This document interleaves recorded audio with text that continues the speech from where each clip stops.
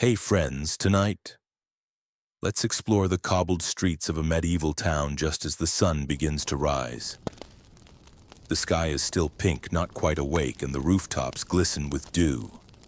You walk slowly, feeling each uneven stone underfoot wrapped in a cloak that smells faintly of wood smoke and old bread. There's a hush to the morning, like the world is still deciding whether it's worth the trouble to start the day. Then, the smells begin. First, a whisper of something fried, oil warmed over embers, maybe with a hint of honey. Then onions roasted low and slow overnight, now caramelizing into sweetness. A touch of vinegar floats up from a distant pickle barrel. You round a corner and there it is, the early rising heart of the street market. Vendors are setting up their carts, tugging wooden wheels into position, shaking out linen cloths, whispering to their fires like they're old friends.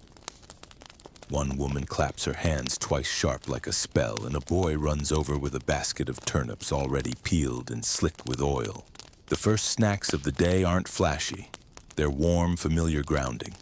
A stubby roll stuffed with lentils and leeks. Flat cakes made from old barley and yesterday's broth fried crisp around the edges. There's something soothing about their quiet purpose. They're here for the workers. The monks late to prayer, the apprentice baker sneaking a bite before his master notices. You take a seat on an old bench, probably shared by thousands of half-asleep souls before you, and let your nose do the shopping. Across from you, a hunched woman fans the smoke away from her coal stove, revealing rows of tiny pies no larger than a coin. She doesn't call out to customers. She doesn't need to. The scent alone is marketing enough. You watch as one slips off her tray onto the stone and she doesn't flinch.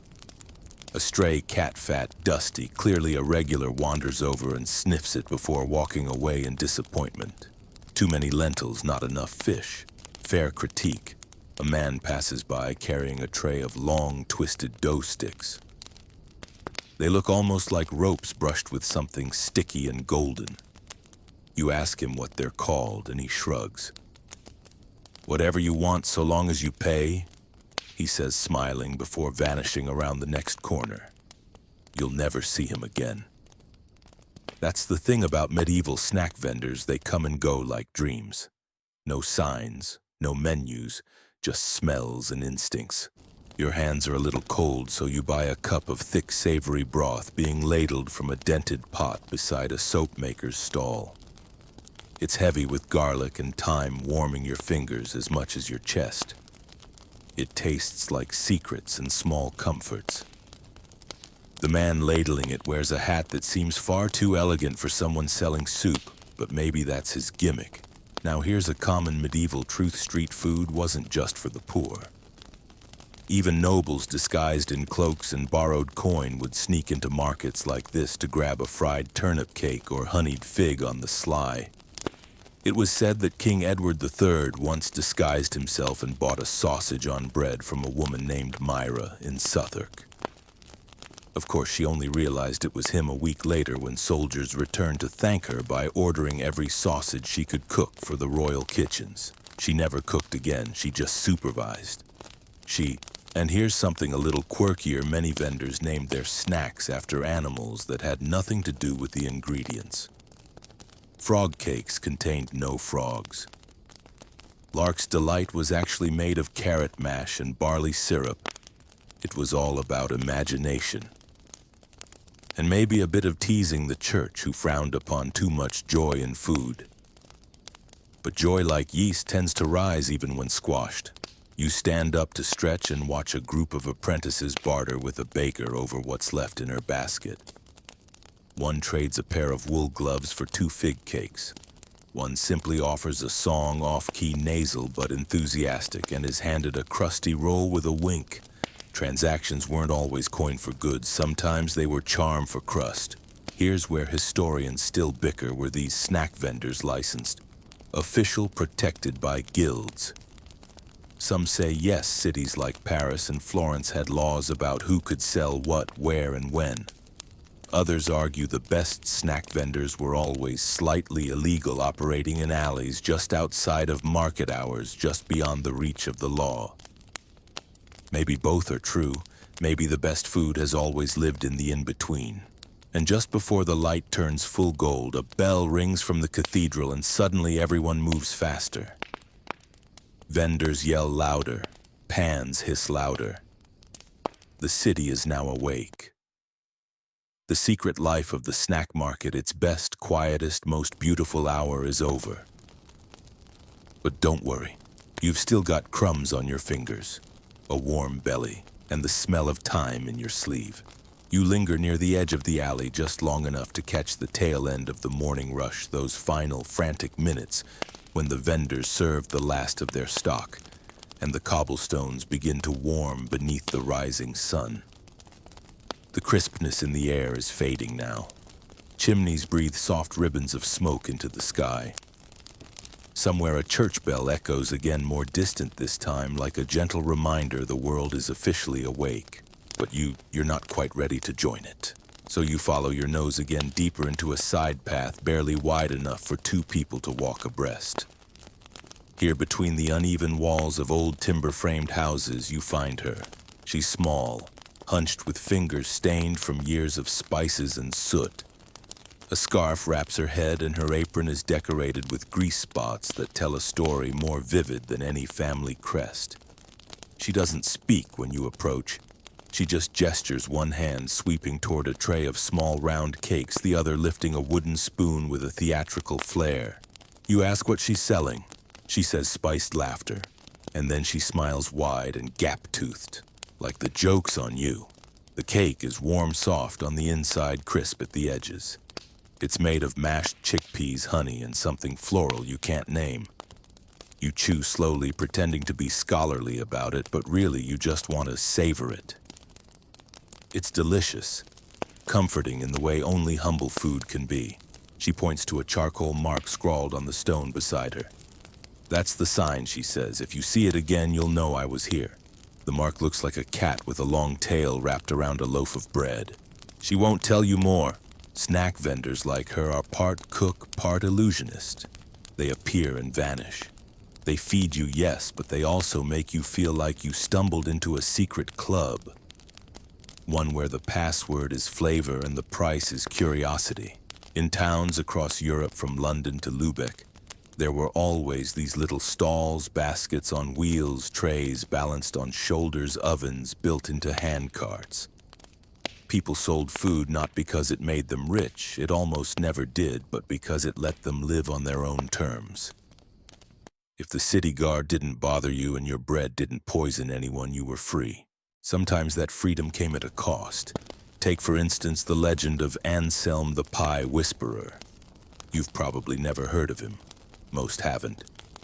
But in a town along the Rhine River, he was known for baking pies that could answer questions. Not with speech, obviously. These weren't talking pies, thank goodness, but with ingredients. People would ask a question silently, then bite into a pie, and the filling would tell them what they needed to know. If it was sweet, the answer was yes. If sour, no. If spicy, well. That meant the question shouldn't have been asked. Of course, it was just clever guesswork.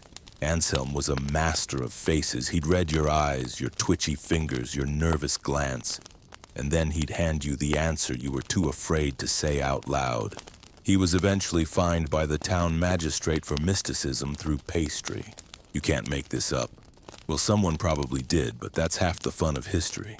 Back on your own street, you notice how snack vendors form their own quiet network. One woman trades her sugared almonds for bread ends from a baker. Another offers leftover vegetable mash to a pickler in exchange for a jar of brined garlic. Nothing goes to waste.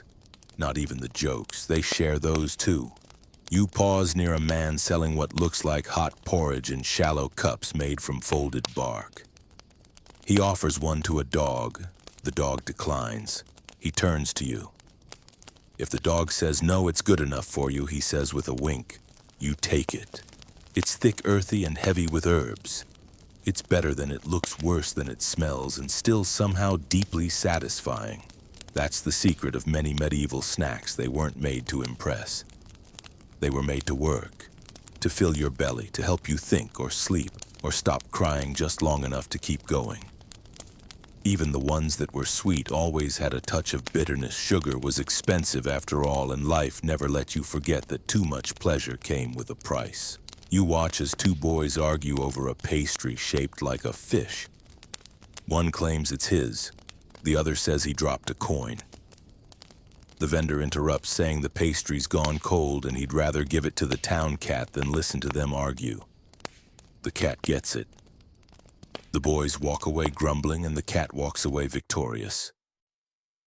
Some things never change, and here's a historical truth for you. In many medieval cities, street food was regulated more than you'd think. Vendors had to follow rules about what kinds of fats they could cook in olive oil in Italy, rendered beef fat in England, lard in Central Europe. Some towns banned garlic in crowded markets. Others fined anyone who sold spoiled eggs or meat pies smelling of deceit. That's a direct quote from a 14th century French ordinance. Apparently, deceit had a smell. Of course, vendors found ways around all of this. They'd cook just outside the city gates, or inside alleys where inspectors never looked. One infamous trick, selling pilgrims food near cathedrals because anything labeled religious couldn't be questioned, even if it was just lentil mash in a crusty boot. Boot-shaped pies, yes, real thing, probably awful, but very spiritual. You wander toward a woman selling what she calls sun coins. They're small, flat discs of pressed dates and herbs wrapped in waxed leaves. She says they're meant to bring warmth on cold days, like carrying a little bit of summer in your pocket. You buy 3. One melts in your mouth like honeyed clay. One tastes like perfume. The last, well, it might have been soap. She shrugs. You only need one to work. Snack vendors knew the psychology of hunger long before it was ever studied. They knew people wanted food that did more than feed. They wanted food that meant something, a promise, a superstition, a story. And so these vendors wrapped their meals in folklore. A fig cake might bring fertility. A syrup-soaked nut roll might protect from betrayal. A fried onion dumpling might help with memory, or flatulence, or heartbreak, depending on how you asked. This is where it gets curious. Some scholars argue that medieval snack vendors were the original oral historians of the street. Not because they told perfect stories, but because they kept the messy ones alive, the overheard gossip, the half-true miracles, the petty arguments, the recipes passed down without ink. Everything that happened in the background, everything that mattered. It makes you wonder if a time traveler from 500 years ago stood in a modern food truck park. Would they feel at home? Would they understand the way we still gather, eat from paper wrappers, sit on curbs, and swap stories over sauce? Probably. They'd probably ask why no one sells turnip fritters anymore, or why our bread is so soft and where the goats are. And we'd shrug and offer them a taco. You sit on a low stone wall, the warmth of the morning now settled around you like a shawl. You have a bit of crumb on your collar and oil on your fingertips. And somewhere nearby, a woman is humming as she wraps the last of her dough, twists into a cloth. She doesn't know if she'll sell tomorrow, but she'll be back. Because someone will always need a warm bite, a little sweetness, and a laugh shaped like a lentil cake. Oh, and one last thing, in medieval London, vendors selling questionably large apples were fined for witchcraft on the grounds that no natural apple should be that tempting. So if your street snack ever looks too good to be true, it just might be. You've barely brushed the crumbs from your tunic when the sound catches your ear, a soft, rhythmic clack like someone gently tapping 2 stones together. You follow it, instinctively curious and still chewing the last bite of a date cake sun coin something from earlier. Around a crooked corner behind a faded tapestry strung across 2 wooden beams, you find the source. A woman, perhaps 60, perhaps 200, sits on a low stool before a table cluttered with thin copper molds.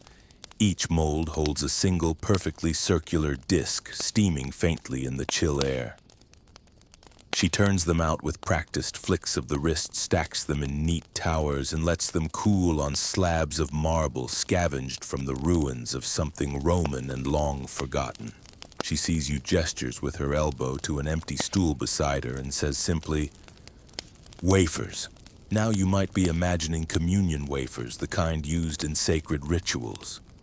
But these are street wafers. Irreverent, sweet, flavored with herbs and fruit, infused with whispers. Some are laced with caraway and rosewater. Others are stained a gentle green from pressed nettle.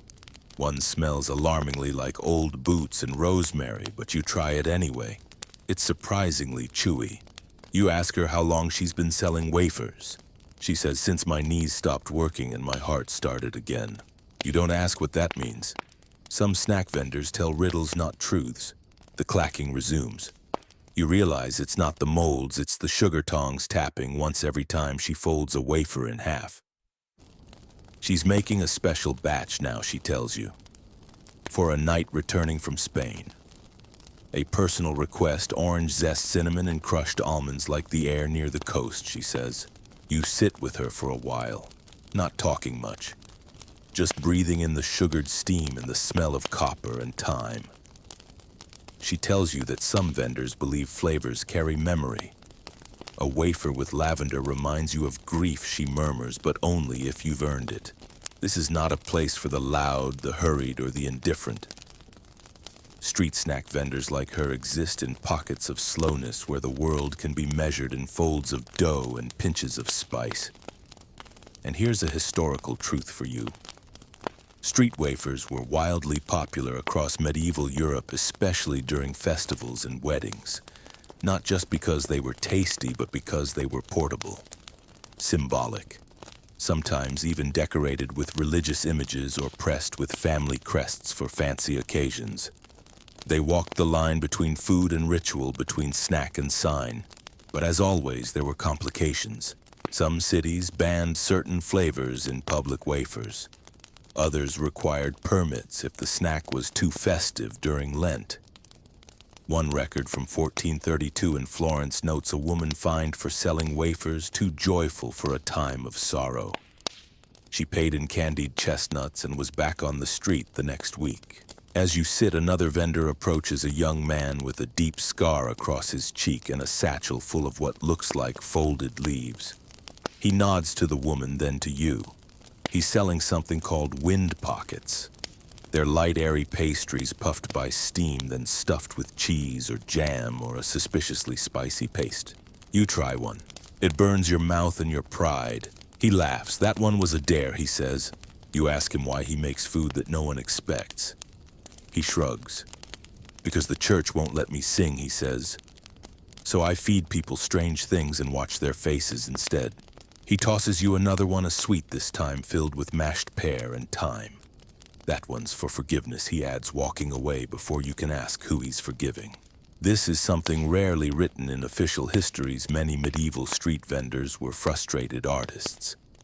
They cooked because it was their only outlet. Their voices weren't wanted in sermons or courtrooms, but their snacks were eaten by nobles, nuns, and chimney sweeps alike. Their flour spoke for them. You continue your walk, drifting toward the center of the market, where the noise crescendos again, metal wheels, slapping dough, shouting children, laughing drunkards, barking dogs.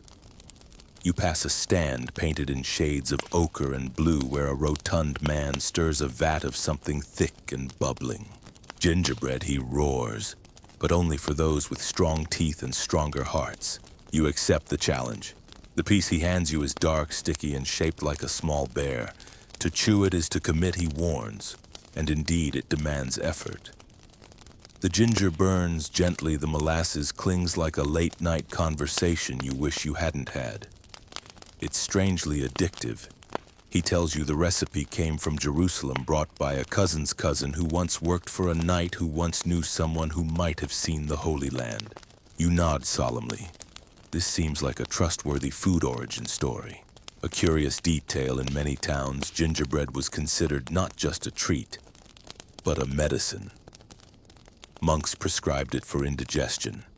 Midwives offered it to soothe nerves. Some even claimed it warded off bad dreams if eaten while reciting a certain rhyme.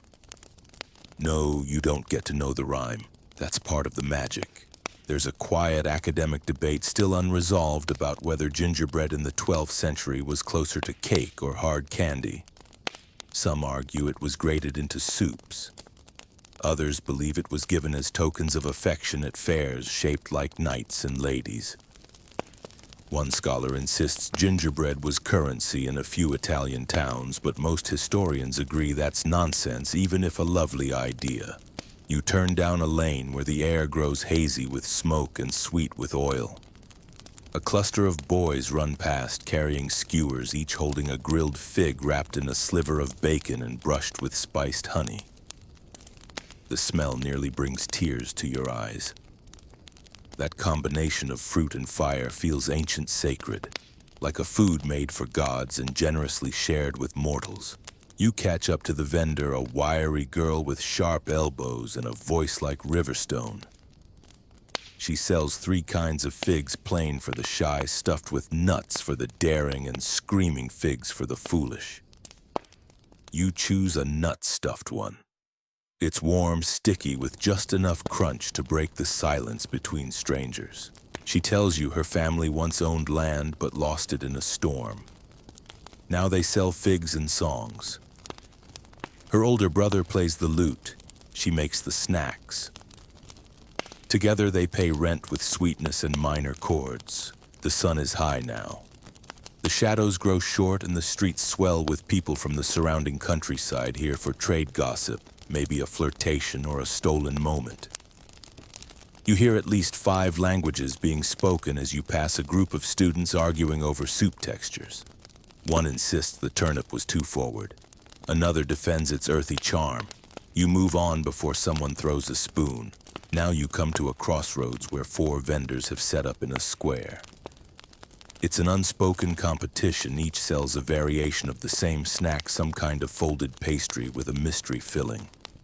One is golden and sleek, another crimped and rustic. A third is dusted with salt, the fourth with sugar and pepper. You try one from each. In the third, you detect radish. In the fourth, apple and sage. The second burns your tongue, but you eat the whole thing. The first makes you pause. It's emotional, like biting into a goodbye. You don't ask what's in it. Some things are better left unnamed. As you sit beneath a faded awning, your stomach full and your mind gently swimming through flavors and stories, a strange peace settles over you. The market has changed since dawn. It's louder now, but also familiar. Like a book you've read before in another life. You've met people who speak through dough, who write with spice, who joke in ginger and griddle crackle. You've tasted laughter, sorrow, mischief, and hope, all without leaving the street. And maybe that's the real secret of medieval snack vendors. They weren't just cooks, they were translators. Translators of mood, of place, of fleeting desires and half-remembered dreams. They turned scraps into sustenance memory, into recipe silence, into smell. And somehow through sugar and soot, they made the world a little softer. You rise slowly from the shaded awning, brushing stray crumbs from your lap like they're the final punctuation marks of a quiet sentence. The square behind you hums with afternoon bustle now, street snack vendors calling out half-joking insults. Children dodging carts with suspicious amounts of candied something on their faces, the clatter of coins passed under tables when no one's looking. But ahead, a quieter street. You drift toward it, drawn by a different kind of scent. Not sweet, not savory, smoky, dense. Like something that's been cooked for a very long time, maybe even forgotten, but in a good way, like a secret the pot has been keeping until just now. You find the source, a sunken nook between 2 shuttered buildings where a man tends a blackened cauldron over coals. It's not a food cart. It's not even a stall. Just him, his fire, and a low bench covered in burlap sacks that probably used to hold barley or lentils or dreams. He's stirring slowly with the rhythm of someone who's done this 1,000 times and expects to do it 1,000 more. When you approach, he looks up, nods once, and ladles out a bowl for you before you've said a word. No explanation, no price. The bowl is warm in your hands. Inside, a thick, stewy mixture of root vegetables, greens, and what might be dried pear. It smells like a meal, and a memory had a quiet argument and agreed to call it a draw. You take a bite. It tastes humble, not plain humble. Like it knows it's not trying to impress you. Like it trusts you to understand. It's the food equivalent of someone handing you a blanket during a storm without saying anything. You ask what it's called. He says leftovers. And then after a pause, but the nice kind, you sit on a nearby crate. Watch as a few others drift in, old women with weather-stiff knees, a tired man in a faded hood, a boy with ink stains on his cuffs. Each gets a bowl. No one speaks loudly. The only conversation comes from spoons scraping gently against clay. This place isn't about showmanship, it's about sustenance, the quiet kind. Historically, stalls like this were common in poorer quarters of towns, especially during festivals or fast days when meat was scarce and spices scarcer. Vendors would repurpose whatever hadn't sold the day before, mash it, spice it modestly, and serve it hot. These weren't considered real meals, but they kept people upright, breathing, thinking, working. And yet many of these bowls, called hodgepodge, stewed pot, or saint's slush, depending on the region, were deeply regional. Each town had its own variant. In Lübeck, they added apple. In York, dried peas. In Venice, wine if they could afford it, vinegar if they couldn't. Recipes were never written down. They changed daily, sometimes hourly. One record from Bruges tells of a vendor named Ilse, who made the same stew every morning but added one special ingredient depending on the customer: a fig for the lonely, a mint leaf for the grieving, a piece of cheese rind for the newly in love. She never explained her logic. When asked, she'd simply say, "The spoon knows more than I do." You finish your bowl and leave a coin on the stone beside the fire. The man doesn't thank you, he just nods again and stirs. Some forms of gratitude are quieter than others. As you walk back toward the main avenue, the mood changes. The quiet hum of mid-afternoon gives way to something lighter. You hear laughter, sharp and unfiltered, echoing between buildings. And then you see it, a trio of teenage girls twirling sticks dipped in some sticky amber mixture, letting it harden into loops of sugar around roasted nuts. They wave you over with the confidence of small-time royalty. "Try one," says the tallest. "This one's cinnamon. This one's lemon. This one might be onion." You raise a brow. She grins. "We were experimenting." You choose the cinnamon. It crunches between your teeth, then melts like spiced glass. The roasted nuts inside hazelnuts maybe are smoky and warm. It's surprisingly good. You decide not to test the onion. They tell you they learned the recipe from a traveling merchant who passed through 2 summers ago. Traded the secret for a hat and a song. They didn't like the song, but the candy stuck. Now they make it every feast day and every Tuesday because, as they put it, Tuesdays are the worst. One of them pauses to ask if you've ever tried laughing bark. You haven't. So they explain it's a sweet made from dried apple peel, boiled until soft, then covered in crushed mint and set out to harden in the sun. When you bite it, it crunches, then tickles the roof of your mouth, makes you giggle or gag, sometimes both. They sell it in little paper cones folded from last week's sermons. Irony, they say, sells better than sugar. You walk with them for a few blocks, laughing more than eating now. The mood is contagious. They argue over whose syrup batch burned last week, whose cat knocked over the nut jar, whose uncle tried to sell beetroot candy as a love potion. You ask if they believe food can make someone fall in love. They look at each other. Then one says yes, but only if it's really bad. You part ways near the baker's alley, where the scent of yeasty dough and burnt crust hovers in thick waves. Here, older vendors hold court, men and women who've been selling the same rolls for decades, who know your name before you speak it, who will give you extra if you look too thin and less if you look too smug. One man sells nothing but heel bread, the ends of loaves, crusty and dense. He claims they hold the most flavor. Another offers buns shaped like birds, stuffed with cheese or mustard or dates. She names each bird. You buy a small thrush filled with soft cheese and thyme. It's light, fragrant, a little sad.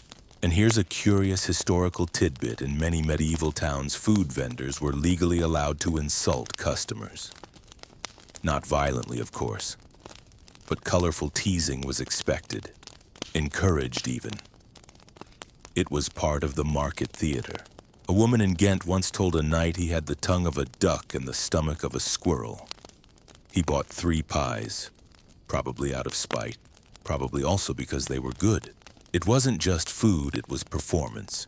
A snack wasn't complete until it came with a joke, a wink, or a story that made you wonder whether it was entirely true. And here's where historians still debate: were snack vendors actors in a way? Did they preserve oral traditions, jokes, dialects that no bookkeeper would ever record? Some say yes. Others say they were just hungry people trying to survive. Maybe it's both. Maybe a cheese roll with a pun is just a cheese roll with a pun. Or maybe it's 1,000 years of laughter folded into flour. As the sun begins to dip toward the rooftops, the vendors light lanterns. Not the fancy kind. These are just glass jars filled with oil and scraps of rag hung from carts with wire hooks or string. They cast warm, trembling light across the cobbles, making the street shimmer like a shallow stream. You sit again, this time on the edge of a well cover, and watch. A boy plays a tune on a reed whistle. A girl sells warm berries pressed between slices of stale cake. A dog steals something from someone and no one bothers chasing it. This is the golden hour for street snacks. When people buy a little extra, when lovers share bites without pretending to be proper, when a burned crust tastes better because you're tired and full of stories, and you realize with a quiet kind of joy that you've eaten your way through time, through soup and laughter, through stories and syrup, through memories no one wrote down but everyone somehow remembers. You remain on the edge of the old well, warmed by your own contentment and the drifting scent of slightly burnt sugar. Evening has begun to lace itself into the corners of the sky, painting rooftops in soft oranges and violets. The street vendors adjust their positions, reshuffle baskets, and hang lanterns like fireflies made from oil and tin. The night shift begins not just of hours, but of energy. The snacks change now, too. Gone are the savory barley rolls, the daytime stews, the crusty heels of honest bread. In their place, flickering treats meant for secrets, whispers, and those who stay out past curfew. You step into this new phase of the market like a guest at a costume ball, unsure of who anyone really is anymore, but delighted by the transformation. And then you smell them. A faint scent of charred butter, sizzling herbs, and something else is it. Plums, you follow it like a moth drawn to heat, and there they are. 2 women crouched around a flat iron slab set directly on a bed of glowing coals. They work in perfect rhythm. One ladles a thick, pale batter onto the slab. The other waits a beat, then folds it over a dollop of dark filling. Fold, press, flip. Repeat. The edges crisp, immediately bubbling into ridged crescents. They call them night tongues. You raise a brow. They shrug. Because they burn if you're not careful. And because people like to whisper after eating them. You buy one naturally. It's soft in the middle, almost custardy, with a heart of stewed plum pepper and what might be a hint of thyme. The outside is lacy brittle. When you bite it, it crunches loud enough to startle a nearby rat.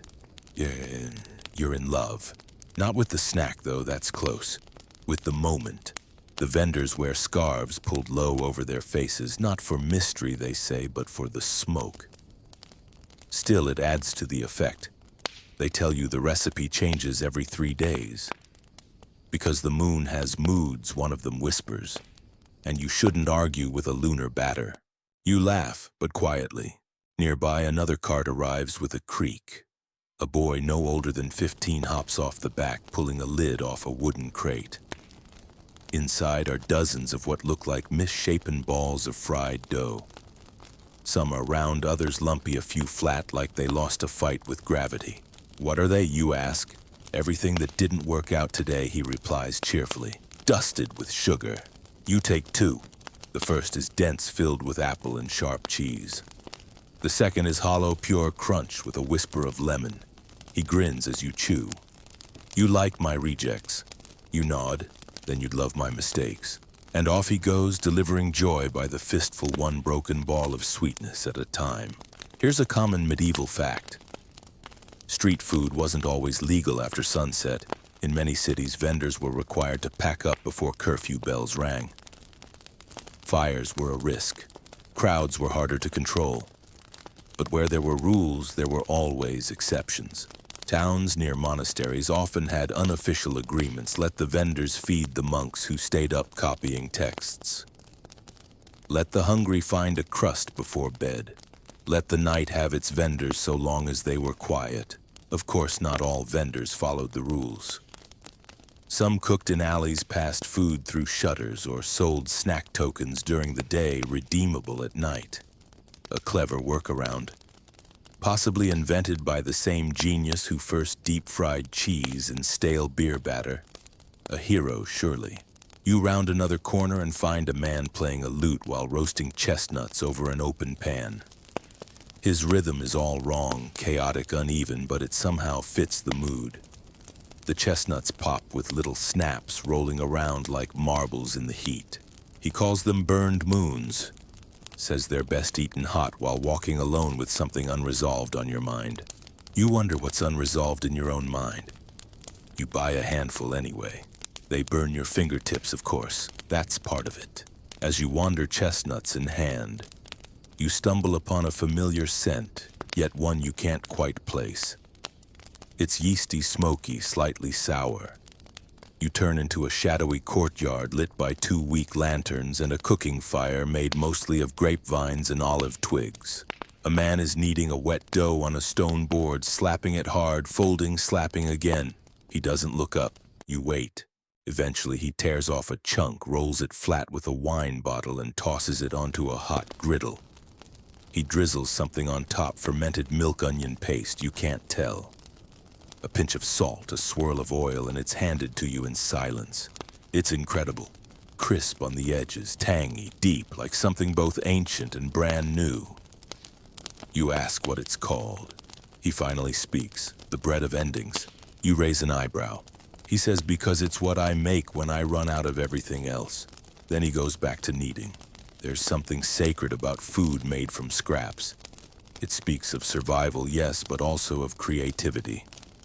That subtle rebellion, I won't waste this. I'll turn it into something beautiful. It's a story baked into many medieval snacks. The fritter born from bruised apples. The dumpling born from marrow scraps. The pie made from lentil mash and yesterday's onion. Waste not out of fear, but out of reverence. You sit on the steps of an old fountain watching the last of the vendors serve their final customers. It's quieter now. Couples lean against walls sharing bites. A dog curls beneath a fish vendor's cart. A child hums a lullaby clutching a piece of sugar bark. The world feels slower, softer, edged with ash and sweetness. And in this moment you realize medieval street snacks weren't just for hunger. They were punctuation marks in a hard day, exclamations of joy, ellipses of comfort, parentheses of survival, footnotes made of flour and risk. You reach into your satchel and find a plum-filled night tongue from earlier, still warm, miraculously intact. You bite into it again. The flavor has deepened. Or maybe you've changed. Either way, it's still magic. And one last odd historical fact for the road: in some villages, vendors used to hire children to shout false rumors while they sold snacks. The bishop has a pet pig, one child might yell. The baker speaks to ghosts, another would add. Chaos ensued, but the snacks always sold out, because nothing pairs better with gossip than something fried. You wake slowly, if it can be called waking at all. Your mind never fully fell asleep. The street hum is softer now, like the market itself is breathing under a blanket. You're still seated by the fountainhead, resting against cool stone hand, cradling the last crust of a night snack. The oil from the pastry has soaked a little into your sleeve, but you don't mind. In fact, it's comforting. A badge of passage through the secret world of medieval street vendors. The stars are out now. Dim ones, mostly just enough to make the sky feel deep. Lanterns flicker. The carts are fewer, but a new rhythm has taken over. Slower, even more deliberate. As if the city once loud and cluttered is now whispering to itself. You stretch brush sleep from your eyes and notice something curious, a faint, sweet scent in the air. Not sugar this time, something softer, subtler. A little sour, a little floral. You follow it, your legs moving of their own accord down a crooked path behind the fishmonger's shuttered stall and into what looks like someone's garden but isn't. There, beneath a canvas awning patched with embroidery and candle wax, sits a vendor older than the city itself, or so she claims. Her face is all lines and kindness, like a parchment someone has gently folded for 100 years. Before her is a table filled with translucent sheets. You squint. Is it paper? Fruit, she says before you can ask. Pressed, dried, whispered over. You nod because that seems polite. She picks up one sheet paper, thin, pale pink edges curling like autumn leaves. Apple and rosehip, she says. Another quince and mint, another pear and regret. You pause. Too much lemon, she clarifies. She hands you a piece with care as if it might break or cast a spell. You bite. It dissolves on your tongue like memory. Tart at first, then warm, then gone. She explains her processed fruit pulp simmered until thick, then spread by moonlight on boards lined with linen. Left to dry in cool corners. Flipped once if the weather is kind. Rolled carefully, tied with thread, and stored in clay jars wrapped in goat leather. Some sheets are a day old, some are years. You ask who eats these. Lovers, she replies. Old women, children with too much to say. And monks, you learn, especially during fast days. These sheets were popular in many medieval religious communities as they were made without fat, without grain, and sometimes without sweetness at all. Technically compliant, secretly indulgent. They weren't called snacks, they were called slips, as in something you slip into a satchel, a sleeve, a conversation. Historians still argue whether fruit leather was ever common. Some say it was a luxury, too labor-intensive, too delicate.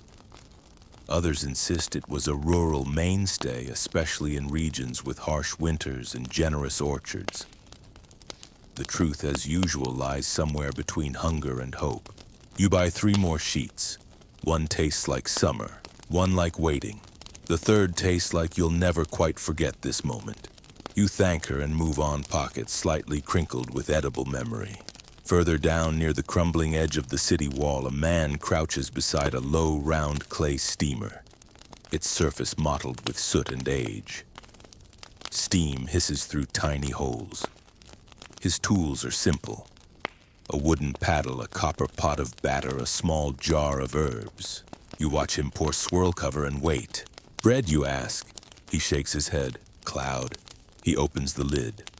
Inside, pale puffed rounds as light as air, speckled with what might be sage or fennel. He lifts one, carefully places it on a slate, and hands it to you with both hands. The gesture feels almost sacred. You bite. The texture is astonishing, soft but not soggy, light but filling. It melts with a sigh. Made for monks, he explains. They needed something gentle, no chewing, no joy, just silence. He's not being sarcastic.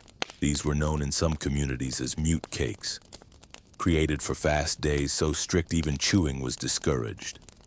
They were steamed in secret, eaten slowly, sometimes shared among 3 or 4, each person taking only a corner.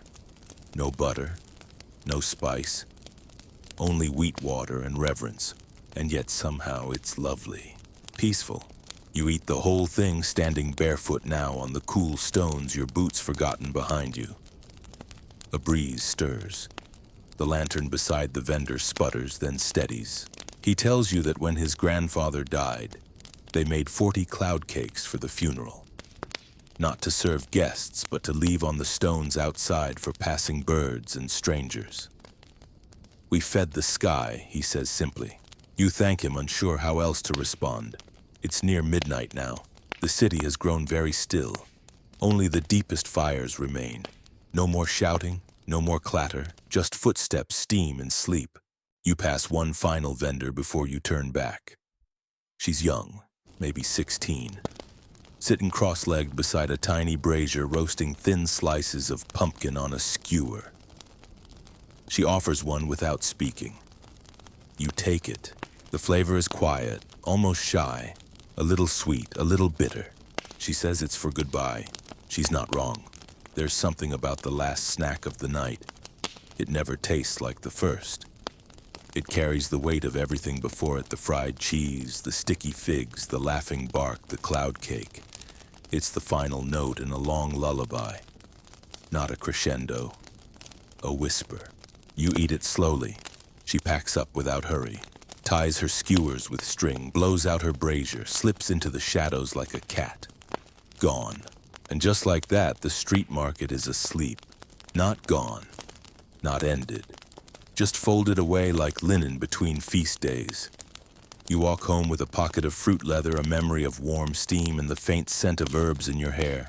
One last curious fact: in the city of Cologne, there was once a law that no snack could be sold after midnight unless it sang when touched. No one quite knows what that meant. Some say it was a metaphor for fresh bread. Others think it referred to crisp pastries that crackled. A few believe it was just the result of a magistrate with a poetic heart. Either way, no one enforced it, but the best vendors tried anyway. Because sometimes a snack should sing. You return the next morning not because you're hungry, though you are, but because you miss them. The vendors, the smells, the way the stones still carry heat from last night's fires. The market has a strange hold on you now, as if it whispered something into your dreams and you've woken up needing to find the answer. The city is quieter at dawn than it was the day before. Fewer bells, fewer carts, but the air is restless, expectant. Something's different today. You make your way to the back lanes behind the dye market, where the stones are stained with ancient indigo spills, and there, tucked between two shuttered fabric stalls, you find a new vendor.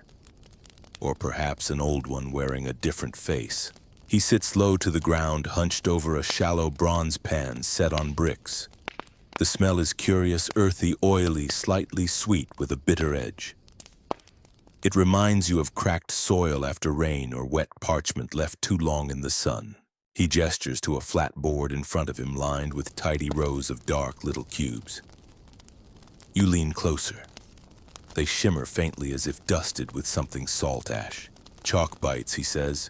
His voice is gentle, dry, like wind on library shelves. You blink. Chalk. He shakes his head. No, they just look like it. Ground chestnut stale bread vinegar syrup, cooked until they don't resemble anything. You try one. It's soft at first, then turns chewy. The vinegar hits you late, sharp and sudden, and then vanishes into sweetness like a swallowed secret. You cough. He nods, pleased. It's a memory snack, he explains. Best eaten when you're trying not to think of someone. You buy 3 more. He tells you the recipe came from a failed scribe who burned his manuscript and tried to make a meal from the ashes. Didn't succeed, he adds. But his wife was clever. She made these. You learn that many vendors in this part of the city specialize in what locals call shadow food. Snacks made not to celebrate but to endure. Born from failure. Burnt. Bitter. Strange, but comforting in their own way. Further down, a girl sells cubes of pressed lentil paste dyed black with ink. Yes, actual ink from leftover charcoal and boiled plum pits. She calls them ink bites, swears they help with bad dreams. Another man offers tiny cakes made from bitter herbs and flour that has started to turn. Moldless, he assures you, just dramatic. And somehow they sell. Here's a lesser-known fact about medieval food: bitterness was not always avoided. In fact, it was sometimes desired, especially during certain religious seasons. Bitterness reminded you of suffering, of endurance, of what came before sweetness. It was symbolic, sometimes medicinal, sometimes moral, and sometimes just practical. You bite into one of the lentil cubes. It tastes like dust, sage, and truth. You keep walking. The vendors in this area don't call out. They don't laugh much. They're quieter, calmer. And their food follows suit. There's no showy sugar, no honey glazes, just the kinds of snacks that sit in your chest long after the flavor fades. At a crooked corner, you find a cart with no vendor, just a wooden sign that says, "For the exhausted." On the cart, rows of small buns, all identical, brown, soft, dusted with what looks like flour but might be ground oats or dried milk. You take one. No one stops you. It's warm but barely. The texture is odd, somewhere between bread and porridge. The flavor is almost neutral. Not bad, not good, just enough. You eat it slowly. Another person approaches a midwife by the look of her apron and takes one too. She nods at you, says nothing, and walks off. A few more people pass by and do the same. You begin to realize this cart isn't here for fun. It's here because some mornings aren't about sweetness. Some mornings are about standing upright, eating something gentle, and surviving until noon. You leave a coin and continue, and then you hear the distant creak of wheels and the unmistakable clatter of a metal pot swinging from a hook. You turn and your heart lifts. The broth woman is back. You saw her on your first day here, ladling warm liquid into hands and bowls and whatever vessels people brought. She's older now, or maybe you just notice it more. But her arms are strong, her posture steady. She sets up beside a low wall, removes the lid from her pot, and releases a sigh of steam that smells like rosemary and bone. People begin to gather. She serves each in silence. You reach the front. She recognizes you, pours without asking. The broth is darker today, heavier, but the warmth is the same. That same promise you're safe now. Just breathe. You ask her what changed. She smiles faintly. Today's a market feast day, she says. The others will start baking soon. And indeed, as you move back toward the main square, you hear it, the laughter, the hiss of dough hitting hot oil, the slap of palms pressing pastry. The tone has shifted again. The shadows have lifted. Vendors appear now with garlands in their hair, some wearing aprons dyed with crushed berry juice. It's not a religious holiday, not a nobleman's birthday. It's just a day the market decided to celebrate, because sometimes in the middle of struggle you need to declare a reason for joy. And the best way to do that, fried things. There's a stand now selling fritters made from mashed lentils and onions speckled with wild herbs and dipped in sour cream. Another flips cakes of rice and cheese edges browned to perfection, served with a tiny pickled plum on top for dignity. You pass a woman offering fried turnip flowers brushed with honey and sesame. "Seasonal," she shouts, meaning I only sell them when I feel like it. You try one. It crackles between your teeth and tastes like a garden getting away with something. This is the other side of the street snack story. Yes, food could be bitter, functional, quiet, but it could also be ridiculous, festive, entirely unnecessary, and that was the point.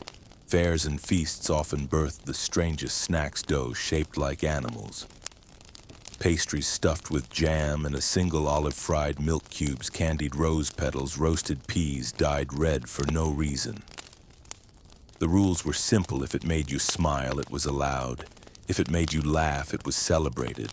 One vendor offers a game: pay a coin, receive a fried ball. If it contains custard, you win another. If it contains pickled garlic, you lose.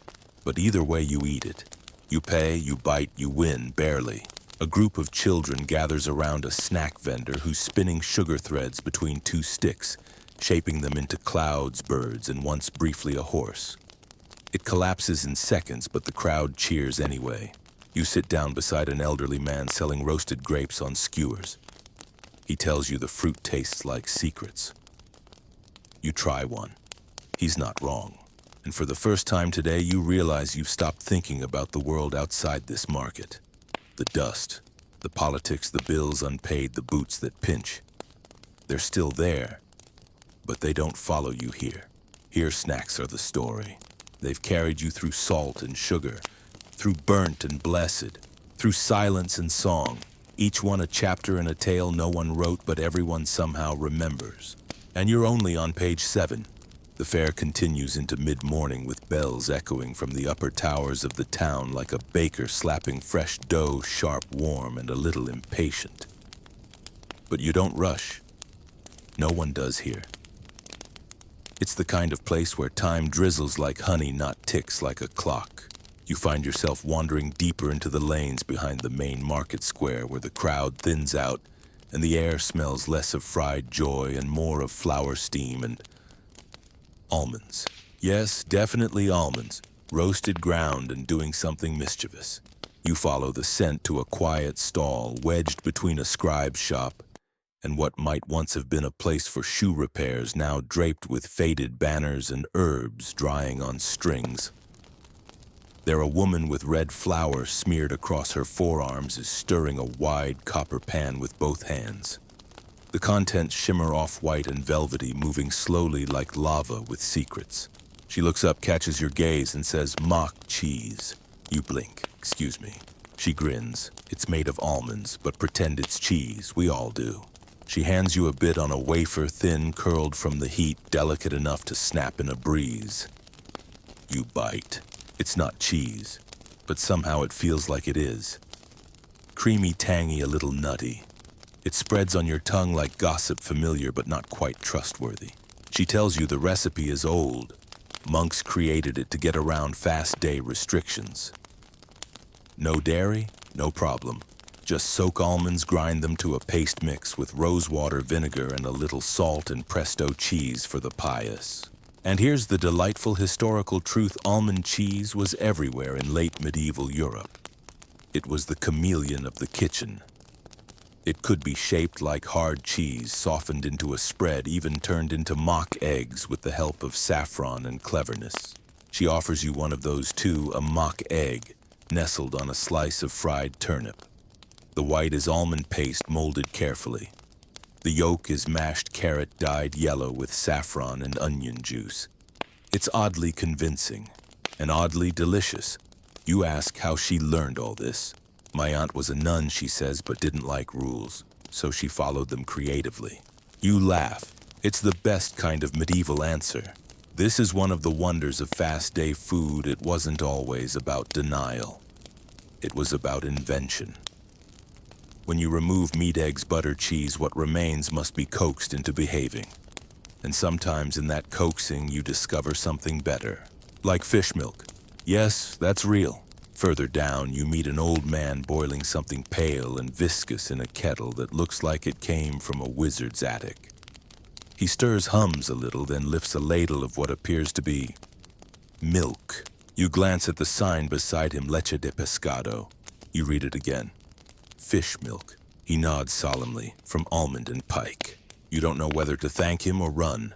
He explains during strict fasts, some coastal monks made milk by soaking pike bones with almond paste and straining the liquid through linen. The result was creamy fishy, and according to him, good for the soul, if not the nose. You try a sip. It's complex. The almond hits first. Then something salty, then a hint of smoke like fish left too near a fire. It's not bad, not good, just real. Like a monk's midnight thoughts poured into a cup. And here's a curious aside. While many of these recipes were born of religious restraint, they didn't always stay in monasteries. Wealthy households soon copied them, turning humble survival dishes into fashionable novelties. A mock hedgehog made from rice and almonds. Faux roast made of lentils molded into birds. Even jelly wine set in pig bladders to mimic clotted cream. You sip again, the fish milk grows on you. As you set the cup down, a child runs past carrying what looks like a loaf of bread shaped like a fish. It's hollow. You catch up. The vendor is carving fish from a thick dough spiced with anise, filling them with pickled vegetables and something called eggless yolk, then baking them in clay forms until they puff. He calls them swimmers. They're lucky, he says, or at least lucky enough. You ask what that means. He shrugs. Luck is a fast day illusion. He offers you a swimmer. It's warm, tart, and very satisfying. The bread is dense but soft, the filling sharp with vinegar and beet. You nod your approval. He bows as if you've knighted him. Further down, you meet a woman selling bowls of what she calls white stew. It's not stew, it's more like porridge, thick nut-based, scented with mace and orange peel. For Fridays, she says, and bad moods. It's soothing, gentle, barely sweet. She hands you a wooden spoon carved with a fish on the handle. You ask how many recipes she knows. She smiles. All the ones no one else remembers. And that's when you understand something. These fast day snacks, these strange, rule-bending, imaginative little dishes aren't just about faith or hunger. They're about memory, about refusal, about the quiet rebellion of saying, even without meat, I can make a feast. Even in silence, I can tell a story. You think back to the almond cheese, the fish milk, the fake egg, the swimmer bread, each one a joke played gently against the system, not to insult it, but to survive inside it. And that survival has flavor. As the noon bell rings, the fast day crowd begins to fade. People retreat to prayer or naps or dusty books. But before you leave, you pass one last stall. It's simple. Just a clay plate covered with small white balls rolled in herbs. You pick one up, sniff. Lavender, mint, almond. The vendor watches, says nothing. You eat it. It crumbles. Dry at first, then melts into sweetness and coolness like fog over a field. You smile. She finally speaks. It's a prayer, made edible. You ask what kind. She looks toward the sky, a quiet one. And maybe that's what fast day snacks really are. Not replacements, not tricks, but edible prayers. Gentle negotiations with absence. Ways to make space for the spirit without abandoning the body. One last fact before you go: in some coastal monasteries, monks made mock oysters from mushroom caps soaked in brine and layered with almond fat. They were served to pilgrims as a kindness and occasionally as a warning not to trust everything on the plate. So next time your soup tastes like the sea and your cheese seems suspiciously soft, whisper a thank you to the monks. They made it possible. The bells are quiet now and the streets have returned to their slow rhythm.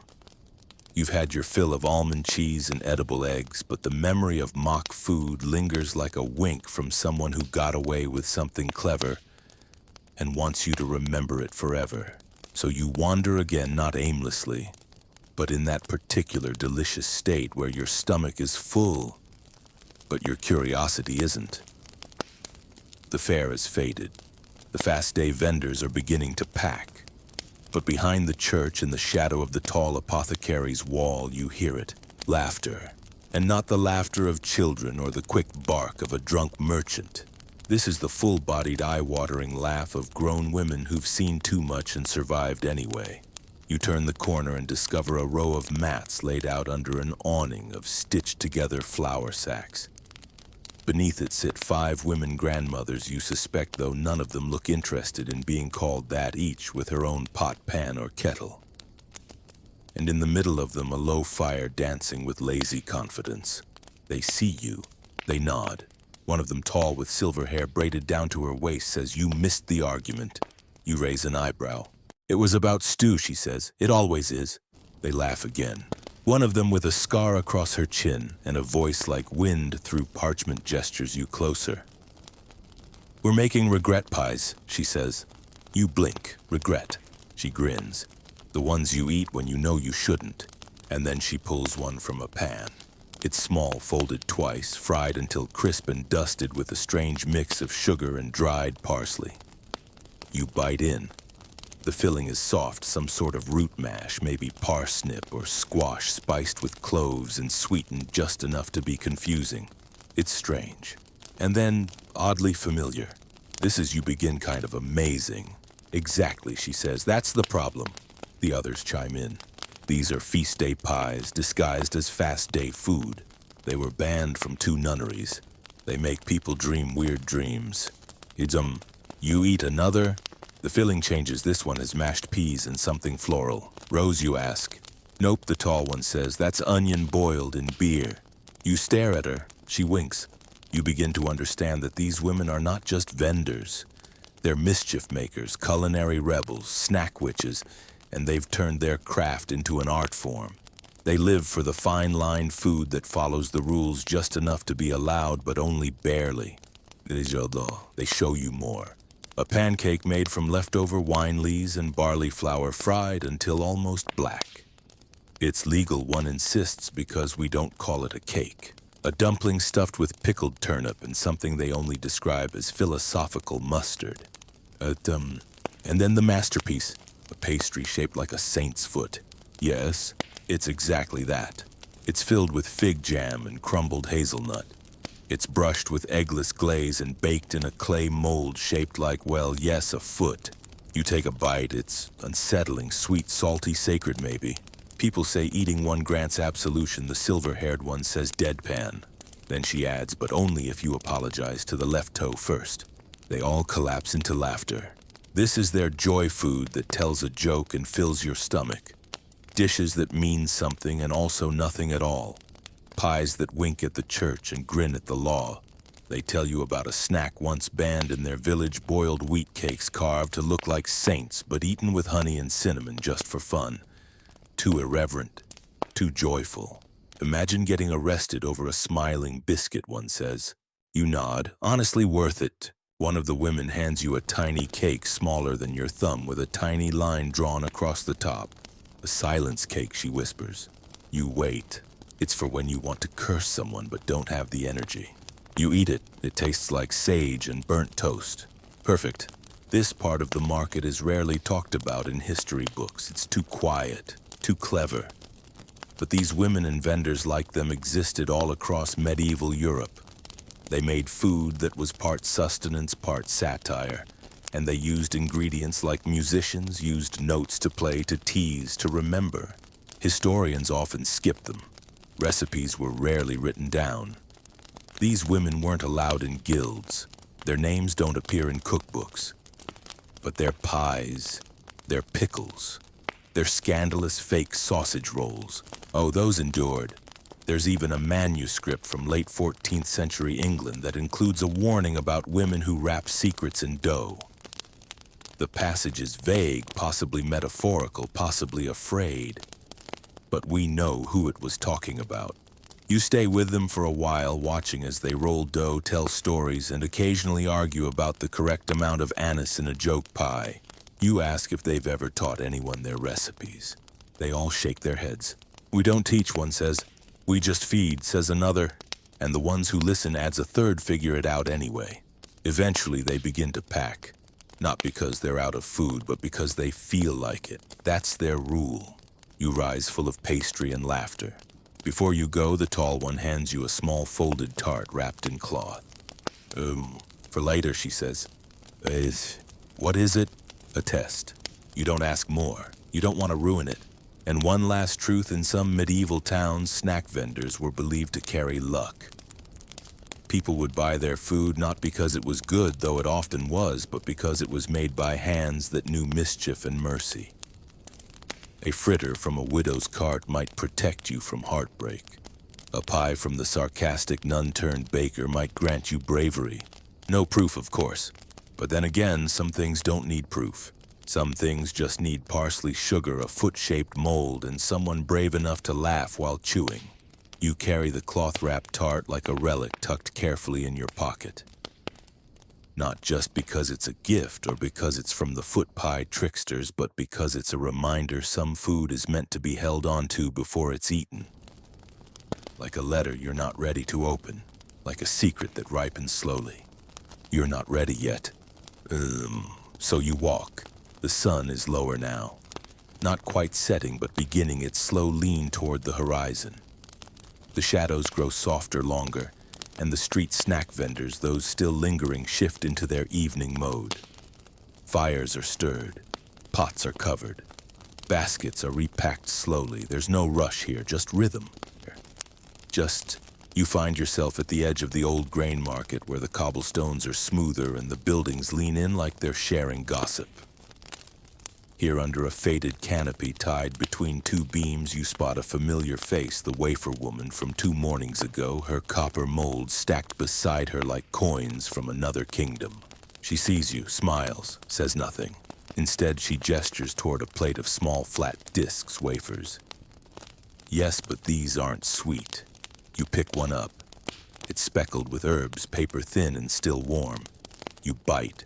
The flavor is sharp garlic, maybe mustard seed, and something faintly floral. She leans in. Pilgrim's wafers. You chew slower. She explains. These were carried by travelers on long roads. Not for feasting, but for surviving. Crisp enough to store for weeks.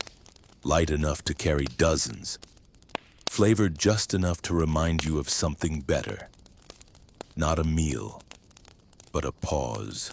People used to tuck them in their boots, she says, or their prayer books. You imagine a weary traveler walking the long road to Canterbury or Santiago, pulling a wafer from their boot after a day of blisters and dust. Not for joy, but for proof. Proof that they were still walking. She tells you that some pilgrims believed eating one before sleep would protect them from dreams. Others said it helped remember them. There's a quiet magic to that. She offers you a second wafer, this one sweetened with honey and thyme. It cracks between your teeth like thin ice. You ask if she's ever been on pilgrimage. She laughs. I've fed 100. That's the same thing. And maybe it is. Many street vendors in medieval towns set up near pilgrimage roads offering snacks designed for the long haul. Not hearty meals, but portable prayers. Fruit tarts sealed in wax almond cakes pressed flat and wrapped in cloth-dried cheese tied with string. Foods that lasted. Foods that reminded you of home or distracted you from it. You move on. Just a few steps away, you find a man selling roasted chickpeas from a tall metal cone, shaking them into little cups made from folded bark. Each cup holds just enough to fit in one hand. They're for walking, he says. If you stop, they don't taste right. You walk, you eat. He's right. He tells you he once met a woman who walked from Cologne to Rome with nothing but a shawl and 3 sacks of chickpeas. She said they were better than prayer, he says, grinning. The truth is, pilgrims were the original snack travelers, and street vendors learned to cater to them not just out of profit, but out of a shared need to keep going. One step, one bite, one blessing at a time. You wander past a vendor selling dried fruit slices arranged like stained glass on boards of oak apples, pears, plums, quince. Some are sugared, some just sun-kissed. A few have tiny holes punched through them so pilgrims could wear them on strings around their necks. Necklace food, the vendor explains. You buy one a disc of pear, still fragrant with a trace of clove. It's soft in the middle, crisp at the edges. You bite it slowly, wondering how many prayers it has overheard. Here's a curious detail from the 13th century in some parts of France. Pilgrims were forbidden to buy meat pies from street vendors during certain festivals for fear that they'd carry temptation on the road. So instead, vendors made pies shaped like crosses, stuffed with lentils and leeks, and blessed them with a sign before wrapping them in cloth. Were they less tempting? You doubt it?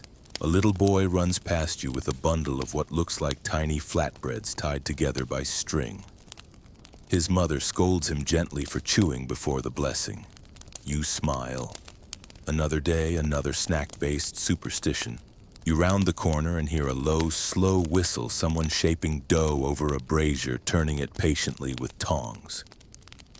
The dough is wrapped around a stick, spiraled like a snail shell.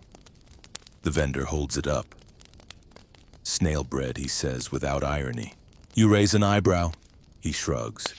Not made of snails, just shaped like them. Easier to cook while walking. You bite. It's surprisingly buttery, though likely dairy-free, chewy, spiced with cumin. He says it's a popular road food held by the stick, eaten as you go and then tossed to the next pilgrim behind you if unfinished. A literal passing of the bread. You love that. He tells you that some pilgrims never actually finished the snacks they bought. They carried them to the shrine, then left them at the altar offerings of flour and fatigue. Some shrines reportedly had piles of old wafers, chickpeas, and hard biscuits left behind like breadcrumbs for the divine. One English manuscript refers to the tomb of the saint, lined with crumbs of pious hunger. You pause to write that down. Near the edge of the market, where the road begins again, wide and dusty and waiting. You find a small stand marked only with a candle and a folded map. The vendor sells nothing but journey cakes. You ask what they are. Mostly oats, he says, a little dried fruit, a little story. He lets you choose one. The cake is hard dense with raisins and sage. On the back of the wrapper, written in careful hand, a single sentence. Keep walking. What you seek is walking too. You don't know if he wrote it, he won't say. You buy another. It says even the saints got blisters. And another, if your bread breaks, share it anyway. They're not poems, they're reminders. Much like the snacks themselves. And perhaps that's the best thing about medieval street food. It wasn't just for eating. It was for remembering, for carrying, for trusting. It traveled with you, became part of the road, and sometimes even turned back into prayer. You reach into your pocket and feel the tart from the foot pie women still wrapped in cloth. The test. You still haven't opened it. But now as the market begins to quiet again, as the light leans gold and the scent of chickpeas and rosemary lingers like a final verse, you unwrap it. Inside, a tiny tart shaped like a boot print. You laugh loudly, alone. You bite. It tastes like home. You finish the tart slowly, like it's a farewell you're not quite ready to say. The crust is buttery, shockingly so, considering how many fast day rules it likely violated, and the filling is spiced, plum thickened with something chewy, maybe chickpea flour or mashed turnip. It's rich without being indulgent, clever without being smug, and it lingers both in flavor and in memory long after the last bite disappears.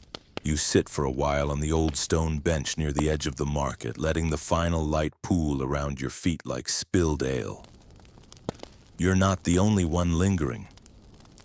Across the square, an old couple is sharing a flatbread and speaking softly, pausing between bites like punctuation marks. A girl nearby is peeling dried pear slices from a linen square and handing them to a small dog who seems thoroughly ungrateful. The market is winding down, but not gone, and then you smell something. At first it's faint, just a ghost of toast and smoke. Then something sharper, a hint of vinegar, and behind that, the unmistakable warmth of garlic cooked until golden. Your feet move before your mind does. You follow the scent to a narrow alley where two old men are operating a contraption that looks more like siege equipment than a cooking device. It's a deep pan set over a charcoal bed shaped like a half moon and lined with flattened dough parcels. Steam rises from the edges. One of the men, thin with hands like tree roots, flips one over. The bottom is golden, the edges crisp. He grins at you. Risole. You nod. Of course. He cracks one open to show the filling mashed lentils, pickled cabbage, a few threads of salted fish, and what might be coriander or fenugreek. Then he wraps it in a square of paper and hands it to you like a secret passed in daylight. It's hot, sharp, comforting. You eat it standing as intended.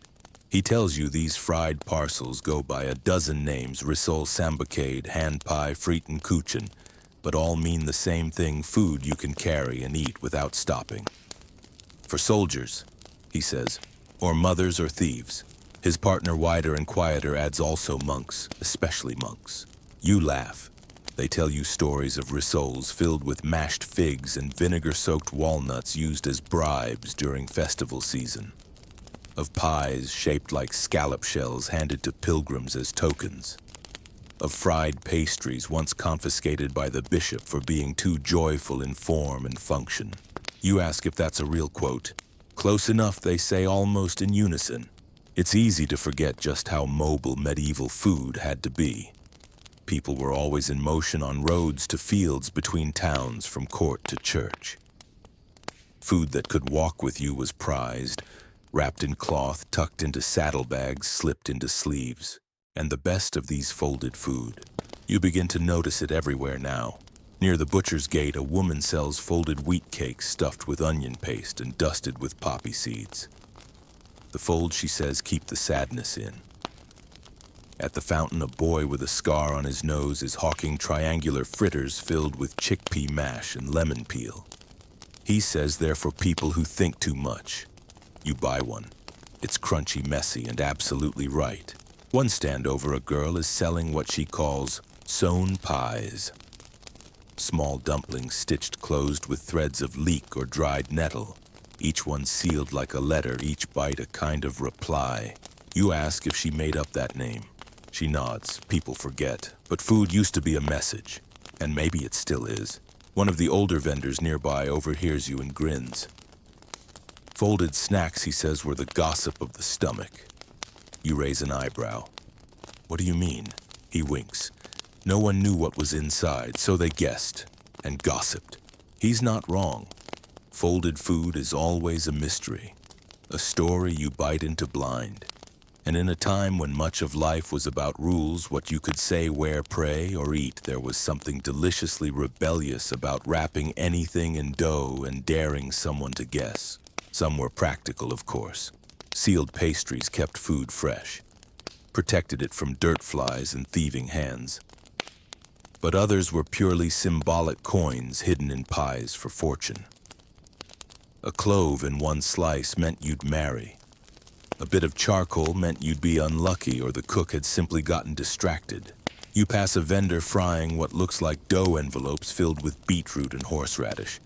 To make your mouth remember it's still alive, she says. And it does. Another sells long, narrow pastries wrapped like scrolls filled with dried herbs and cheese. Eat it if you want to remember something he tells you. Or forget. You buy two, just in case. The sun slips lower. The lanterns begin to relight. One by one, the carts shift toward their nighttime selves. The folded snacks remain. Their nature is timeless pockets of story. Portable indulgence. A hug wrapped in crust. A vendor near the old stone wall offers you a final folded snack of the evening. She calls it a sleep pouch. What's in it, you ask? Steamed rice, boiled grape skins, rose petals, and nut paste. You hesitate. It's for dreaming, she adds, not chewing. You take it anyway. And as you sit beneath a crooked archway, nibbling at the soft pastry, letting the warmth of it settle behind your ribs, you realize this is the kind of snack designed for pause, not speed, not travel. A different kind of folded thing. Not a message you send, but one you keep. One last curious truth: in a small village on the Dalmatian coast, there's a record of a woman who sold folded fig cakes shaped like birds. She refused to explain the shape even when fined. When pressed, she simply said, because birds don't ask permission to fly. You think about that for a long time, and then you bite into your sleep pouch again. It doesn't ask permission either. You fall asleep with crumbs on your collar and dreams that smell faintly of rose petals and rice. It's not the kind of sleep that comes in waves. It's the kind that drops on you like a warm blanket and disappears without apology. You wake to quiet. The market is still asleep, but you are not.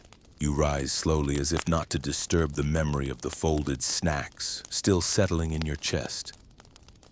The sky is just beginning to brighten, the soft kind of dawn that looks like a secret between the sun and the city.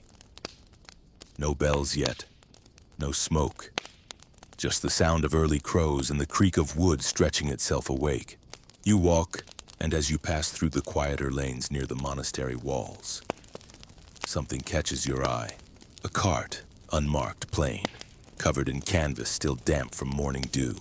The vendor is a tall man with sleepy eyes and a robe that suggests he's not technically supposed to be here. But he nods. You nod back. He lifts the cloth and reveals a series of flat, round breads. Not golden, not puffed, not filled, just brown, dull, dusted with ash and perhaps regret. Crisis snacks, he says. You raise an eyebrow. He explains these were the foods made when everything went wrong. When the grain spoiled, when the lentils sprouted, when the river flooded and the millstones cracked and the firewood went damp. But people still had to eat, he adds. So they made these. You take one. It's warm, surprisingly dense, with a sour scent that hints at desperation. You tear a corner off and chew slowly. It's dry, chewy, earthy, and somehow still satisfying. These were siege breads, he says, famine biscuits, drought pies, the food of after, not during and definitely not before. You ask who eats them now. Mostly no one he shrugs except monks and people like you. You take that as a compliment. He hands you another, this one thinner, crisper, almost like bark. Sunbread, he explains, dried on rooftops. No fire required, just wind and waiting. It cracks in your mouth like dry leaves. But beneath the crunch, a faint taste of anise and wild thyme. Someone still cared enough to flavor it. These snacks were born not from joy, but from defiance. Food meant to keep you here when everything tried to make you go away. You ask if he made them. He shakes his head. I keep them. He's a steward, he says, of the market's memory foods, the snacks too humble for the stalls, too honest for festival tables. He keeps a little journal of recipes whispered by old women and desperate monks, each entry written in quiet script. Bean crust, no salt, dried under linen. Turnip peel chips, soaked in vinegar, twice. Some of the entries don't even list ingredients, just moods. For when the second son doesn't come home. To eat while waiting for a letter. You sit with him for a while. Watch as the sky lightens and the first carts of the morning creak into motion. He offers you a third snack so small you almost miss it. A single boiled walnut wrapped in a leaf. What's this one called, you ask? He smiles. That one's called Last Thing in the Jar. It's surprisingly sweet. There's something sacred about snacks made in hard times. They're not showy. They don't pretend, but they carry something no feast day food ever could, memory wrapped in necessity. And here's a historical truth. Most don't talk about medieval cuisine wasn't just butter roast goose and honey-glazed pigeons. It was also wild greens boiled in beer. Bread made from acorns when grain ran out. Root stew thickened with clay from clean riverbanks because someone believed it helped stretch the pot. And sometimes it did. You leave the crisis cart gently, almost reluctantly, and walk east toward the city's smaller gate. This side of the market is quieter, always has been. And here you find a line of vendors you've never seen before. Older, slower, each with a single offering, no table, no sign, just a crate, a cloth, and a look that says, take it or leave it dear. You approach the first, a man selling dried bean paste patties wrapped in linen and strung on loops of twine. Storm food, he says. Good for travel, better for hiding. The second vendor, a woman with hair so white it looks like fog, is selling salted turnip leather. Rolled tight like scrolls, they glisten faintly in the morning light. These keep for months, she says, if you don't mind the aftertaste. You try a bite. It's sharp, bitter, almost metallic. Gone, you keep chewing. She nods in approval. At the next stall, a young boy barely older than 10 is selling roasted oat clusters bound with sap and something like ash. He doesn't say much, just hands you one. It's dense, surprisingly sweet. Made by my grandfather, he says softly. When the river took the road, you don't ask more. By now you start to recognize a pattern. These aren't just snacks. They're survival souvenirs, culinary scars. Each one a response to something war, weather, grief, distance, fear. But none of them are hopeless. They persist. Like the people who made them. You reach the final vendor. She sits cross-legged, surrounded by tiny packets wrapped in waxed paper. Each is the size of a coin. She hands you one. Chew slowly, she says. It'll tell you what you need. Inside, sun-dried parsnip shavings, plum skin, and the dust of dried thyme. You chew. The flavor shifts. First bitterness, then sweetness, then smoke. You swallow, you don't speak. She doesn't ask. Some snacks don't need names. And maybe that's the point of all this. That even when things were hard, when food was scarce, the seasons cruel, the rules unforgiving, someone still cooked. Not because it was easy. Not even because it was tasty. But because it was a way to say I'm still here. And that you could say it without words. Just with flour. Just with salt. Just with time. One last curious note: in a monastery near the edge of Brittany, there is a single surviving recipe inscribed in charcoal on a cellar wall. No measurements, no quantities. Just this. Boil the roots, add what remains, eat when it's raining, thank the bread. You don't know who wrote it, but you understand exactly what they meant. You walk slowly now, not because you're tired, though your legs carry that pleasant weight that comes after a day of wandering and tasting, but because something has changed. You're not just chasing flavors anymore. You're following stories, picking up pieces of a past that was never written down, but always remembered in bites and folds and whispers of taste. And now through quiet, this morning you take a different path closer to the old university quarter where the stone walls are darker and the buildings seem to lean inward like they're sharing secrets. There are no merchants shouting, no clanging pans, just the low hum of quiet voices and the slow hiss of something cooking over old coals. Then you see it, a table, plain, covered in black cloth, no sign. On top, small squares wrapped in waxed paper, each sealed with a dot of red. The vendor says nothing. You sit. He slides one to you. You unwrap it. Inside is a kind of cookie, though it feels too solemn, too thoughtful to be called that. It's dark, fragrant with spice that calls to mind clove fennel, and maybe even something older like burnt orange peel or toasted seeds. You take a bite. It crumbles slowly. Dry at first, then rich flavored with oil and memory. Sweetness arrives last like a story told in confidence. You look up. Still he doesn't speak. Finally, in a whisper monastic night treats, you raise an eyebrow. He explains in certain places, especially during long seasons of silence, some cooks found quiet ways to bring comfort. These treats weren't about indulgence. They were about spirit. Small bites to ease the darker hours, to keep memory alive. There are stories, he says, of cooks who carved cookie molds from broken wooden beads, and older monks who shared recipes in coded verses passed from hand to hand like riddles. The spices were chosen not just for flavor, but for feeling: clove for warmth, fennel for focus, and wild seeds for dreams. You eat the rest slowly. Next to the table is a small crate filled with folded slips of parchment. The vendor gestures. You choose one. Inside, a recipe. But not quite. The writing is a tangle of symbols, drawings, and strange phrases, a hush of flour, the echo of morning bells and butter. You look up. He nods.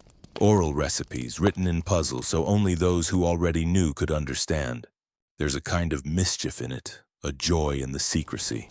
Even in strict times, people found ways to remember flavor, to carry meaning in a snack, to speak with food when words were too loud. You ask if he has more. He lifts a cloth bundle. Inside are tiny pies barely larger than coins. Each is marked with a symbol pressed into the crust stars, spirals, or forked lines. These were said to carry messages.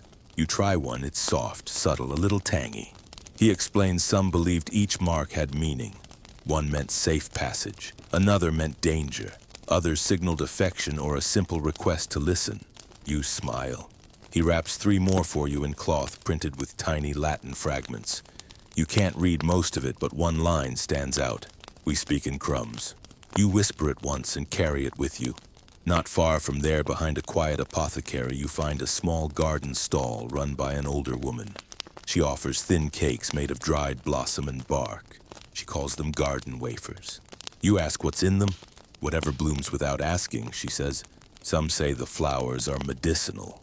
Others say they're merely strong. Whatever the truth, the taste is something between honey and wood smoke, sharp, green, ancient. She smiles.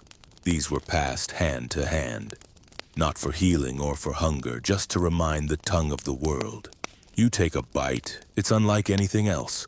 She tells you that long ago some people used flowers the way others used ink. A way of remembering what the tongue could say even when the voice could not.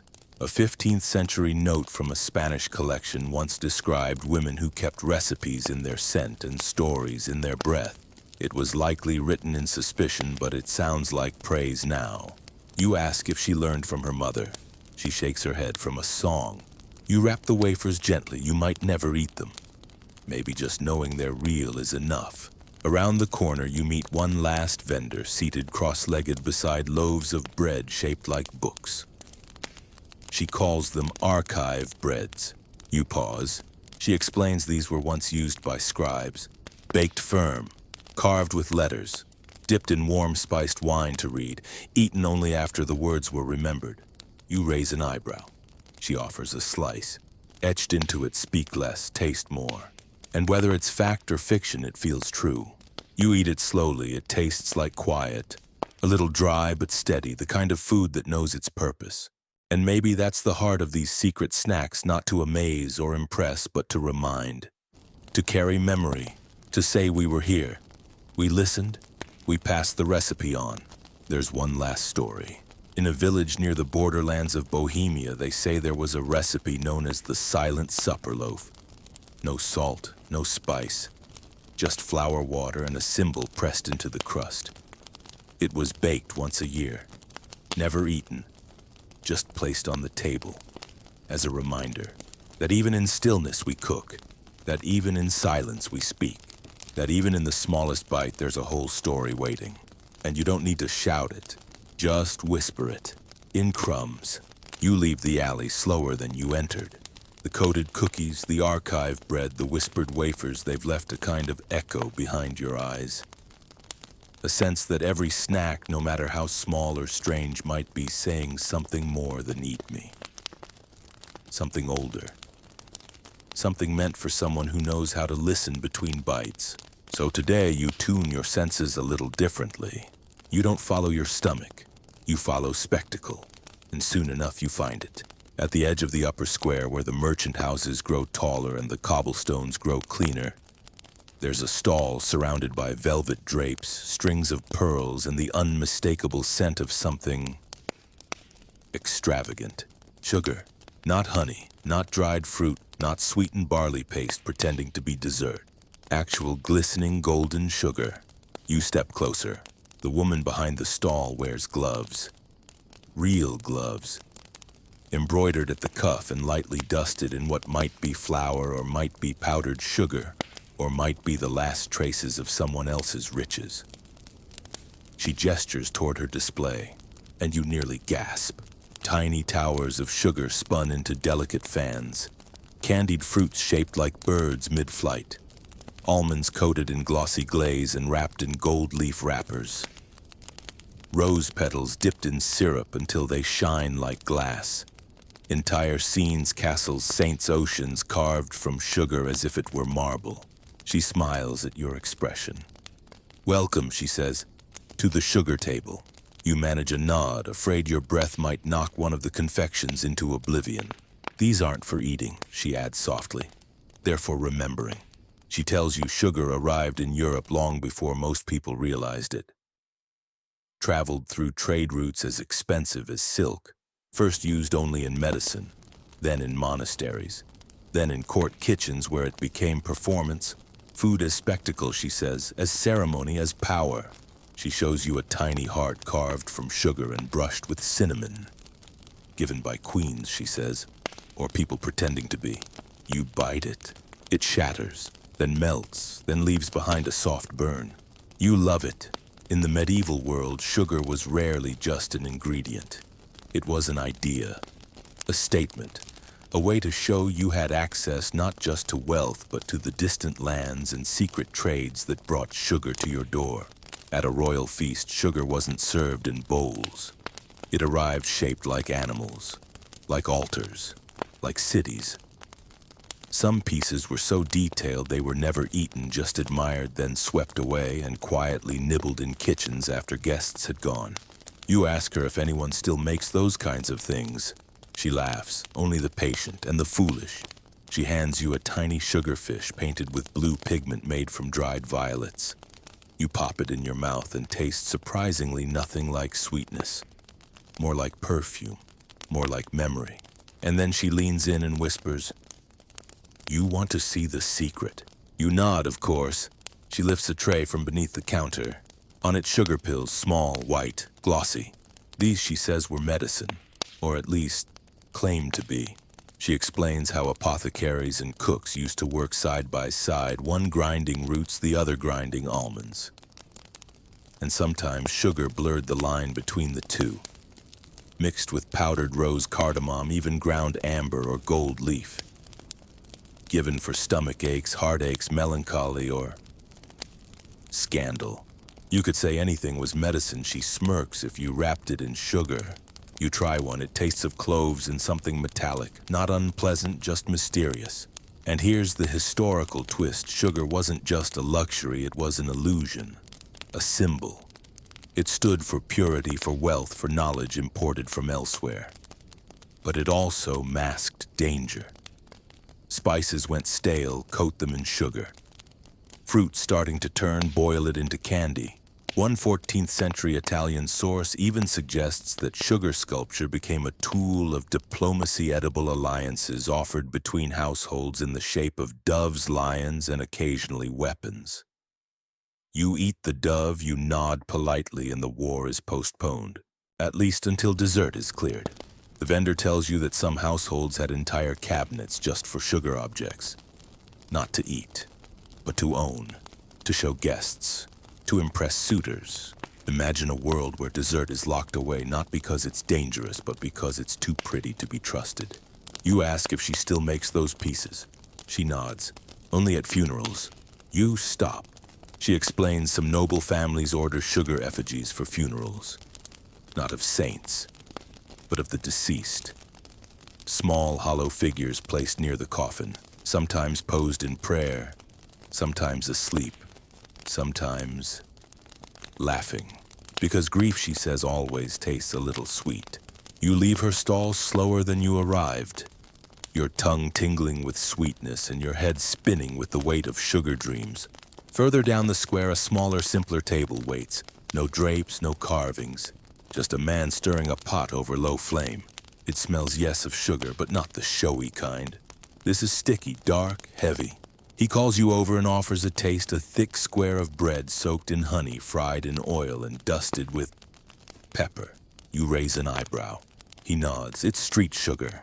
He tells you not all sweet things were elegant, that in back alleys, fairs, and roadside inns, sugar was tossed in with whatever could carry it, bread crusts, lentil paste, mashed carrots. Anything could become a treat with the right glaze. This wasn't about display. It was about access. The moment sugar prices dropped even a little, someone found a way to make it sticky and sellable. And the result, hand pies dipped in syrup, fried dough twists rolled in beet sugar, pickled apples soaked in brine, and sugar sweet, sour, and unforgettable. He hands you a small cube of fried dough coated in something that looks like sugar but crunches like salt. Why, you ask? He grins. Because the brain likes confusion. You eat it, you grin too. This was the sugar of rebellion, of children with stolen coins, of teenagers skipping mass to chase candied turnips, of widows who didn't want pity, just a bite of something joyful. And here's the strange, quiet fact of the matter. Sugar didn't just sweeten food, it sweetened permission. It let people break rules. Fasting rules, class rules, taste rules, softly. No battle cry, just a bite. You sit nearby and let the flavors settle. The sugarfish, the pepper bread, the memory of effigy dolls carved from sweetness. You wonder what was the first sweet thing someone ever made, just for fun. Not for health, not for faith, but just to smile. No one knows, of course, but someone did it. Someone dipped a piece of bread in honey, handed it to a child, and watched a face light up. And the world was never the same. You sit a long while with that last thought about the first bite of sweetness made just to spark joy. Not to heal, not to preach, not even to preserve. Just joy. The idea sticks to your ribs more than the sugar does. And maybe that's the real power of these medieval snacks. They weren't just things people ate, they were things people shared. Even when they had nothing. The market around you is changing again. The sugar stalls are packing away their glitter. The quiet vendors are back with simmer pots and thick breads. The air smells like roasted flour, fried batter, and cooling ash. It's time for something simpler. Something ritual. You drift toward the western edge of the square, where the cobblestones grow uneven and the chapel bells hum low even between rings. There's a hush in the air that feels like waiting, like remembrance. And there, under an arch made of old wood and moss, you find it. A table set not for selling but for offering. On it bread rings lined with poppy seeds and dried rosemary. Beside them a plate of hard flat cakes, each with a cross burned gently into the center. A basket holds what look like twisted coils of dough dusted in what might be charcoal and fennel pollen. A clay bowl nearby holds tiny round cookies, dull gold and marked with a single thumb-pressed indentation.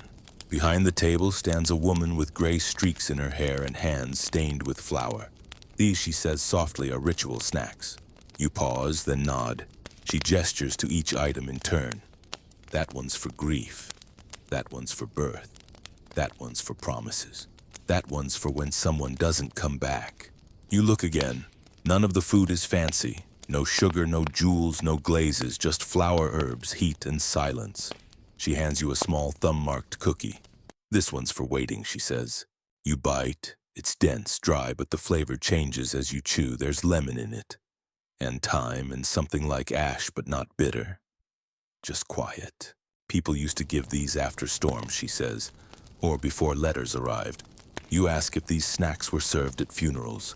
Sometimes, she says, but more often before funerals or long after, when no one knew what to say but still wanted to bring something. The bread rings, she tells you, were left at doorways woven with rosemary to protect the soul of the departed and remind the living to eat slowly for a while. The charcoal-dusted twists made from the last handfuls of flour and shared by neighbors. A promise to rebuild, or at least to stay. You eat one. It tastes like smoke and honey. Like something that's been through fire and come out sweet anyway. These aren't festival foods. They're not made to impress or even satisfy. They're made to witness, to sit beside you in a moment when words fail, to be broken in pieces when the world already feels like it's falling apart. And they're not just for sorrow.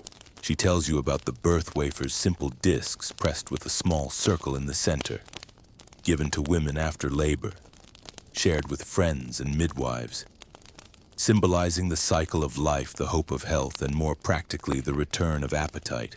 You ask if she still makes them. She nods. Every spring, for no one in particular. She hands you one.